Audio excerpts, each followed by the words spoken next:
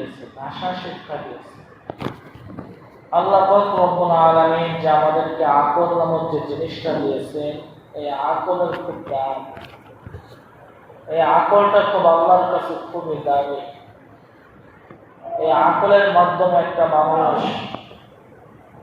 ভালো কোনটা খারাপ কোনটা এটা যাচাই বাছাই করতে পারে। এই জন্য আল্লাহ পাক রব্বুল আলামিন আকল নামক যে নিয়ামতটা আমাকে আপনাকে দিয়েছেন, যে সমস্ত বান্দারা আকল দিয়ে বিবেচনা করে যে আল্লাহ পাক রব্বুল আলামিন কেন আমাকে সৃষ্টি করেছেন, আল্লাহ পাক রব্বুল আলামিন কেন আমাদেরকে সন্তানদেরকে দান করেছেন, কেন আল্লাহ পাক রব্বুল আলামিন দুনিয়াতে আমাদেরকে সম্পদ দান করেছেন, সমস্ত কিছুই আকল দ্বারা চিন্তা করতে হবে, গবেষণা করতে হবে। কেন আল্লাহ পাক রব্বুল আলামিন এত সমস্ত নিয়ামত আমাদেরকে দিয়েছেন, যেদিকে তাকাবো শুধু আল্লাহ পাক রব্বুল আলামিনের নিয়ামত। মানুষ কোনো কিছু অস্বীকার করতে পারবে না, কিটাকে অস্বীকার করবে। আল্লাহ পাক রব্বুল আলামিন বলেন, সুম্মা লাতুসআলুন্না ইয়াওমাইযিন আনিন নাঈম। তোমাকে তোমার নিয়ামত সম্পর্কে জিজ্ঞাসা করা হবে, কি কি নিয়ামতকে তুমি অস্বীকার করবে।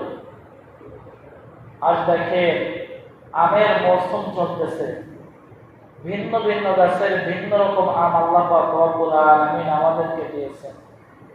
এক একটা গাছের আমের স্বাদ অন্যরকম, উপর পেটের স্বাদ অন্যরকম, আমের ভিতরে আঁখি আছে, আঁখের স্বাদ অন্যরকম।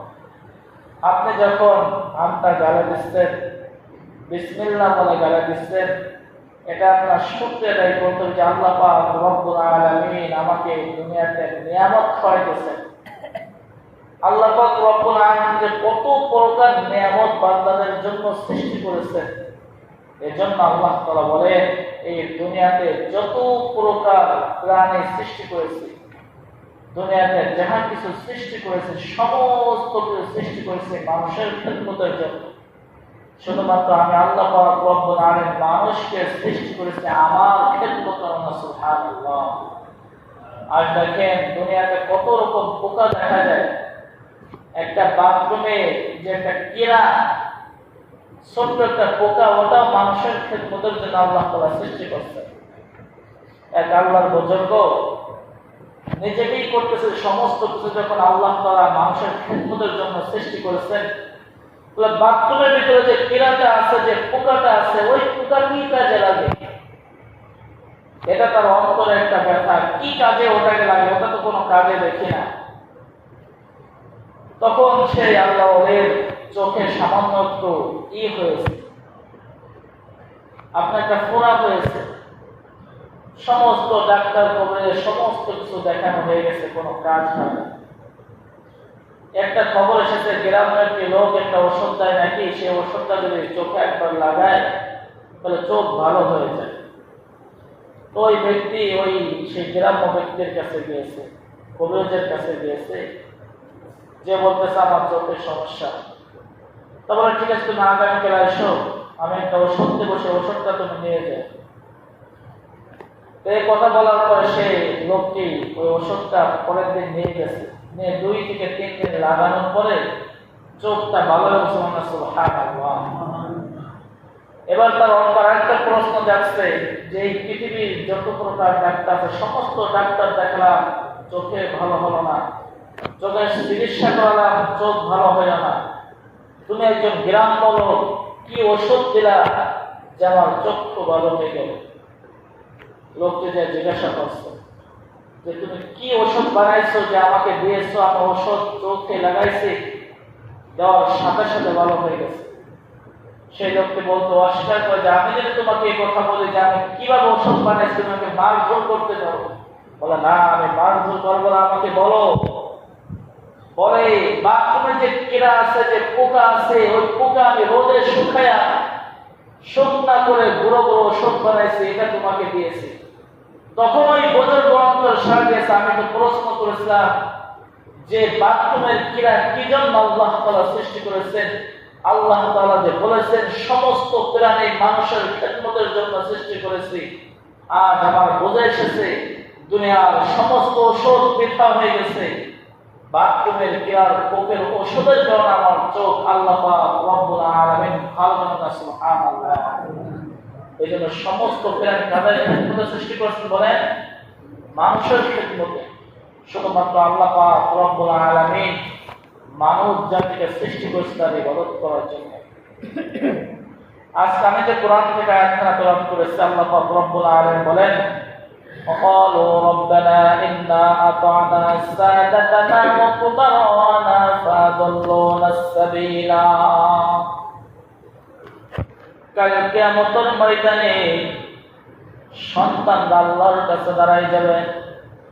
যে সমস্ত সন্তানদেরকে দিনী শিক্ষা দেওয়া হয় নাই, ভালো কাজের শিক্ষা দেওয়া হয় নাই, ওই সমস্ত সন্তানরা আল্লাহর কাছে দাঁড়ায় যাবে, আল্লাহ ইন্না আতা'না সাদাতানা ওয়া কুবারা'ানা ফাদাল্লুনা আস-সাবিলা।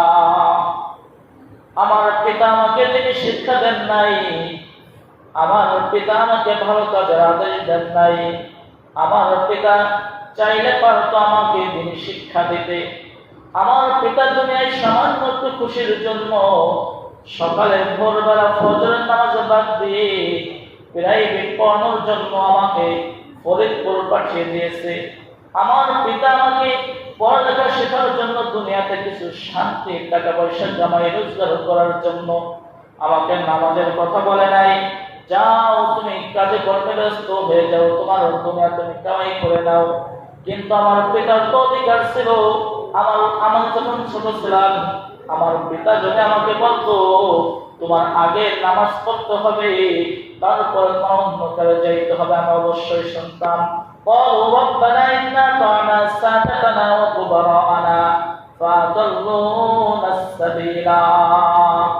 আজ তারা আমাকে গোমরাহি করেছে, ওগো আল্লাহ আপনি তাকে এক প্রকার শাস্তি দিলে হবে না, আমাকে যে শাস্তি দিবেন তার দ্বিগুণ আমার পিতাকেও সেই শাস্তি দেবেন। নাউযুবিল্লাহ। তো কোরআন আয়াত থেকে কি বুঝলাম? যে আল্লাহ পাক রব্বুল আলামিন আমাকে জিজ্ঞাসা করবে, আমাকে প্রশ্ন করা হবে যে কেন তিনি শিক্ষা করো নাই, কেন নামাজে হও নাই, কেন ভালো কাজে আদেশ করো নাই। এ মুসলমান, পিতার মতো হইতে হবে। পিতা যদি ছোটকালের থেকে যদি সন্তানকে যদি মানুষের মতো মানুষ বানাইতে চেষ্টা করে, অবশ্যই আল্লাহ পাক রব্বুল আলামিন কবুল করবেন।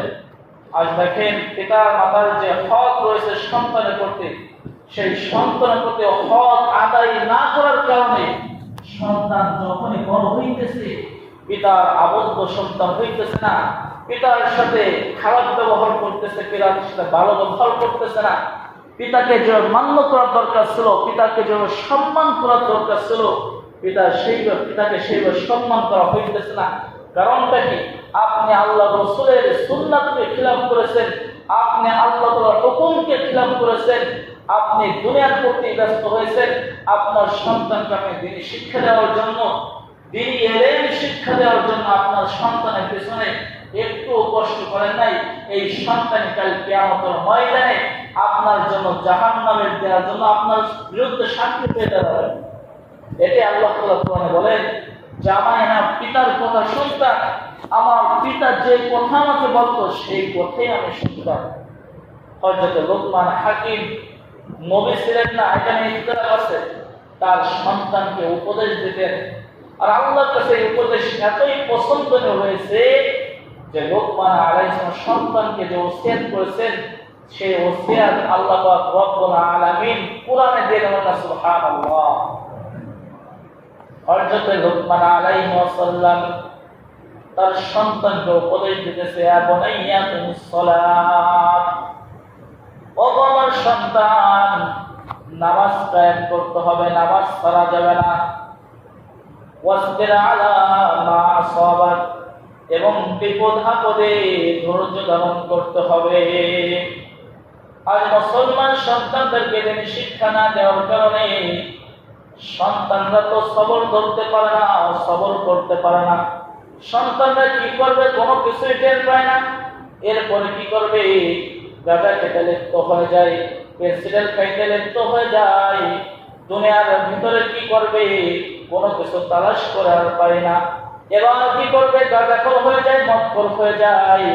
আপনার সন্তানকে যদি লুকমান হাকিমের মতো যদি উপদেশ দিতেন, এ সন্তান নামাজ পড়তে হবে, তোমার প্রতি নামাজ ফরজ হয়েছে, নামাজ পড়তে হবে, ওয়াসবির আলা মা সাবাক, এবং যত বড়ই বিপদ আসুক না কেন তোমাকে ধৈর্য ধারণ করতে হবে। কারণ তুমি যদি ধৈর্য ধারণ করতে পারো, আল্লাহ পাক রব্বুল আলামিন কোরআনে বলেন ফাইন্না মাআল উসরি ইউসরা, কষ্টের পরেই শান্তি আসে। আজ যে সমস্ত যুবক ভাইরা অন্যের কাজে লিপ্ত হইতেছে, একমাত্র পিতামাতার কারণে লিপ্ত হইতেছে। পিতামাতা যদি দ্বীনি শিক্ষা যদি ছোটবেলায় দিতে পারতো, যে যত বড় বিপদ আসুক না কেন তুমি ধর্ম থেকে বিমুখ হবে না, ধর্ম যে কথা তোমাকে আদেশ করতে বলেছেন, ধর্ম যে তোমাকে নিষেধ করতে হবে, সেই সমস্ত কাজটা তোমাকে নিষেধ থাকতে হবে। কিন্তু মুসলমান এই শিক্ষাটা আমার আপনার সন্তানের ভিতরে না দেওয়ার কারণে আর সন্তানরা নামাজে আসতেছে না, সুদ খাইতেছে, ঘুষ খাইতেছে, গাঁজা হইতেছে, মদ খাইতেছে। সন্তানরা বড় হয়ে কি করবে এটাই দেশেরা হয়ে যায়। তারপর কি চুরি চাকরি শুরু করে দেয়, কার কাছে কি চুরি করতে হবে, কার গরু চুরি করতে হবে, কার ছাগল চুরি করতে হবে, এটাই তার ভেতরে কাজ করে। সে মনে করে এটা ছাড়া মনে আল্লাহ পাক রব্বুল আলামিন আমাকে খাওয়াবে না। এ মুসলমান, আজ যদি আপনার সন্তানকে তিনি শিক্ষা দিতেন, ভালো কাজের শিক্ষা দিতেন, আপনার সন্তান আপনার কথা শুনতো, আপনার সন্তান আপনার বিরুদ্ধে কথা বলতে সাহস পাইত না। আজ দেখেন দুনিয়ার ভিতরে এলমেদিন না থাকার কারণে, দিনই শিক্ষা না থাকার কারণে আজ এত জিনা ব্যভিচার বেড়ে গেছে সমাজে। আজ আমি আপনি মনে করি আমি অনেক ভালো না, সমাজের ভিতরে অনেক জিনা বেড়ে গেছে, অনেক আকাম কুকাম বেড়ে গেছে। আল্লাহ পাক রব্বুল আলামিন আমাকে আপনি যে গজব দিতেছেন না, এটা তো আল্লাহর হাজার হাজার শুকরিয়া। কারণ দেখেন কিছু মাসালাও জানে না, পরের বউকে আমি আপনি সংসার করতেছি, এই মাসালাটা আমার আপনার ভিতরে নাই। আমি যদি আমার স্ত্রীকে তালাক দিয়ে দেই, সেই স্ত্রীকে যে অন্য যে বিবাহ দিতে হবে, কাউকে নাম ধরে বলতেছি না, এটা মাসালা বলতেছি। আমার স্ত্রীকে যদি আমি তালাক দিয়ে দিই, ওই স্ত্রীকে অন্য যে বিবাহ দিতে হবে, ওই স্বামী যদি আমার স্ত্রীকে আবার তালাক দেয়, তাহলে আমি সেই স্ত্রীকে গ্রহণ করতে পারবো। কিন্তু আর সমাজে দেখা যাইতেছে স্ত্রীকে মন চাইতেছে তালাক দিতেছে, আবার মন চাইতেছে স্ত্রীকে আবার নিয়ে ঘর সংসার করতেছে। আরে তুমি যে যতদিন পর্যন্ত সেই স্ত্রীর সাথে ঘর সংসার করবে, সহবাস করবে, তোমার সহবাস হালাল হবে না, সমস্ত জিনার গুনাহ তোমার আমলনামায় লেখা হবে। আউযুবিল্লাহ। তাহলে মাসালা কি জানার দরকার আছে না? আজ বিবাহ করতে পরের বউকে নিয়ে চলে যাইতেছে, আরে এত ওই বউ কি তোর তালাক দিয়েছে? যে স্বামী সংসার করে এসেছে ওই স্বামীকে তালাক দিয়েছে না? ভাই বউকে নিয়ে চলে যাইতেছি, পরের বউকে নিয়ে চলে যাইতেছি, আর ওইভাবে সংসার করতেছি। এজন্য তো দুনিয়ার যারা সন্তান হয়ে গিয়েছে আলেমদের বিরুদ্ধে এই সমস্ত সন্তানরাই কথা বলে। ভালো কাজ তারা দেখতে পারে না, ভালো কাজ দেখলে তাদের শরীরে চুলকানি শুরু হয়ে যায়। এই জন্য সন্তানদেরকে তিনি শিক্ষা দেব তো ইনশাআল্লাহ, মাসলা শিক্ষা দেব তো ইনশাআল্লাহ। এখন আমি আপনি শুদ্ধায় যাবো, যদি আমার আপনার সন্তান যদি এরকম কোনো খারাপ কাজে লিপ্ত থাকে, জিনায় লিপ্ত থাকে, সন্তানদেরকে নিষেধ করব। ছোটবেলায় যদি সন্তানদেরকে নিষেধ করা হয় না, তোমাকে মোবাইল দেওয়া চলবে না, তোমাকে মোবাইল দিলে তুমি খারাপ হয়ে যাবা, তুমি বড় নারীর সাথে তুমি কথা বলবে, তুমি জিনায় লিপ্ত হবে। আজ দেখি পিতা সন্তানকে মোবাইল কিনে দিচ্ছে, সন্তান পিতার সামনে কথা বলতেছে, সন্তান পিতার সামনে গান গাইতেছে, সন্তান পিতার সামনে হাঁটুর উপরে গান করতেছে। তো এই সন্তান দ্বারা আপনি ভবিষ্যতে কি আশা করবেন? এই সন্তানকে আপনি যে ভাত খাওয়াতে হবে তাই ভাবছেন না। সন্তানকে আপনার পুরোপুরি শিক্ষা দিতে হবে। তোমার যখন বয়স হয়েছে, তোমার 70 টাকা খরচ, নাভি থেকে নিয়ে হাঁটু পর্যন্ত তোমার সতর ঠিক রাখতে হবে। মুসলমানের পিতার সামনে সন্তান গালিগালাজ করতেছে, এমন গান গাইতেছে যে মানুষের সামনে গাওয়া যায়, এটা পিতা মাতার সামনে গাইতেছে, পিতা মাতাও শুনতেছে, কোনো কিছু মনেই করতেছে না। আজ পিতা মাতা সকলে একসাথে মিলে টিভিতে গান বাজনা দেখতেছে, একই ছবি দেখতেছে, কোনো কিছুই মনে করতে। তাহলে এই সমস্ত সন্তান বড় হয়ে আপনার কি খেদমত করবে? খেদমত করার আশা আছে নাকি? কোনোই তো খেদমত করবে না। এই জন্য মুসলমান সন্তানদেরকে কি শিক্ষা দিতে হবে? দ্বীনি শিক্ষা আগে দিতে হবে। আপনার সন্তানকে যতটুকু মাসালা জানানোর দরকার, যে কার মেয়ের সাথে কথা বলা যাবে, কোন মেয়েকে বিবাহ করা যাবে, বিবাহ করা যায়, কোন কুফমুখ কিছু মেলে না, মেয়ে একটা পাইছে বিয়ে করে যাচ্ছে, এরকম বিয়ে হবে নাকি? মেয়ের দিনদার কিনা এটা লক্ষ্য করতে হবে, মেয়ের ভিতরে দিন এলেন আছে কিনা এটা লক্ষ্য করতে হবে। আল্লাহ রাসূল চারটা জিনিস দেখে বিবাহ করতে বলেছেন। তার ওয়াজফুল বিজাতি দিন, আগে দেখবা দিন আছে কিনা। দিন যদি মেয়ের ভিতরে থাকে তাহলে ওই মেয়েকে বিবাহ করবা। মেয়ে একটা পছন্দ হয়ে গেছে, কোনো ইমি নাই, বিবাহ করে নিয়ে এসেছেন, পরের বউকে ঘরে ধরে সংসার করতেছেন, তাহলে দিয়া বউ আবার আপনি সংসার করতেছেন। আর এই সমাজ এমনই হয়েছে, কেউ কিছু বলতেছেও না। আরে মিয়া কাল কিয়ামতের ময়দানে বলবে ওয়াকালু রাব্বানা ইন্না আতা'না সাদাতানা ওয়া কুবারানা ফাআদাল্লুনা সাবিলা। যে আমি আমার বড়দের কথা শুনতাম, আমার পিতার কথা আমি শুনতাম, মুরব্বীদের কথা শুনতাম, মুরব্বীরা কোনো কথা আমাকে বলে নাই, আমি অন্যর মায়েকে অন্যর বউকে বউর সাথে আমি সংসার করেছি। আমাকে যদি গ্রামের মানুষ বলতো এ ভাই আমরা ইসলামের শরীয়তের ভিতরে মানি, ইসলামের শরীয়ত কি বলছে এটা আমাদের মানতে হবে, তোমাকে জানানোর দরকার জানাই দিতেছি, এটা তোমার চলবে না। আজ তুমি এরকম গুনাহের কাজে লিপ্ত থাকো তো তোমার গ্রাম থেকে চলে যেতে হবে। এরকম মানুষ যদি গ্রামে তৈরি হতো তাহলে কোনোই গ্রামে আকাঙ্ক্ষিত মতো আকাঙ্ক্ষ হতো নাকি? তাহলে কি আমাদের সকলে আল্লাহর সামনে দাঁড়াইতে হবে না? তার সামনে কোনো গুনাহ করতে দেবো না, কোনো না, কেউ আমরা গুনাহের কাজ হবে দিব না। আমরা আপনার যখনই সামনে কোনো গুনাহের কাজ দেখবো সাথে সাথে নিষেধ করবো। আল্লাহ আমাদেরকে ভালো কাজে আদেশ করতে বলেছেন, খারাপ কাজে নিষেধ করতে বলেছেন। নিষেধ করবো তো ইনশাআল্লাহ, ভালো করে আদেশ করবো তো ইনশাআল্লাহ। আল্লাহ তাআলা সকলকে যে কথাগুলো বললাম আমাকে পর আপনাদের আমল করার তৌফিক দান করো। যা সুন্নাত পঞ্চায়েতের করাতে পছন্দ করে।